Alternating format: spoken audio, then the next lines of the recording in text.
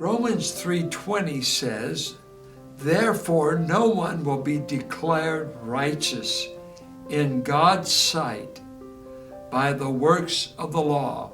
And the works of the law was the Mosaic law. You're most commonly acquainted with 10 commandments, but you may know and may not know that God gave Moses 613 commandments. But we often think of the 10 commandments called the Decalogue, and don't murder, don't commit adultery, don't take God's name in vain, don't desecrate the Sabbath, honor your mother and father, don't take the name of God in vain, have no other idols before God, do not covet.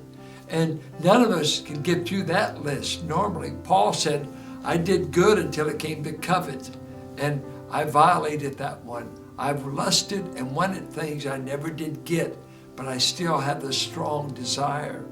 But here he says, no one by the works of the law, by keeping the law, has ever been right in God's sight. Rather, through the law, we become conscious of our sin.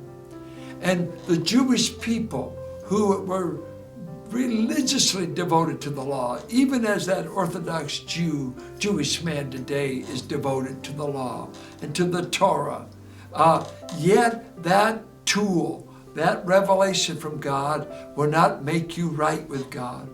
It's sort of like the mirror shows me I need some help. The mirror shows me I need to wash the dirt off my face. The mirror reveals what's there, but it's not the soap. It's not what gets me clean. And here, the Jews turned the law into the Savior. The law cannot save. The law you cannot keep enough rules to ever satisfy God. You cannot.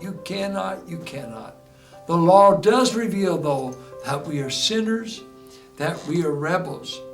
I'm amazed when you tell a human being something with an imperative mood in your voice. If I said, you must do this. If you say it to children, you can't do that. They immediately want to do it. There's just a sinful response because I gave a law, I gave a boundary, and human nature says, you don't tell me what to do. And we do the same thing with God. You don't have the right to tell me what to do. And so by the law, it doesn't save, it reveals that we're sinners. It reveals we need to be saved. And so he says for these 14 things, no one tells the truth ultimately, no one seeks God, no one's right. And someone says, well, I'm a good person. I'm better than these criminals, or I'm better than this gang member. And you might be. I often use the illustration, you may be able to outjump me. You may be better at something, but if I was jumping off of Pier 9 or Pier 39 in San Francisco, I can't jump good enough to reach Alcatraz. No, that's over a mile or two away.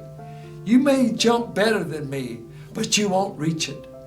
And some people are much better than others. We don't deny that. But you can never jump high enough or long enough to achieve God's approval. He says, just know you flunked the test.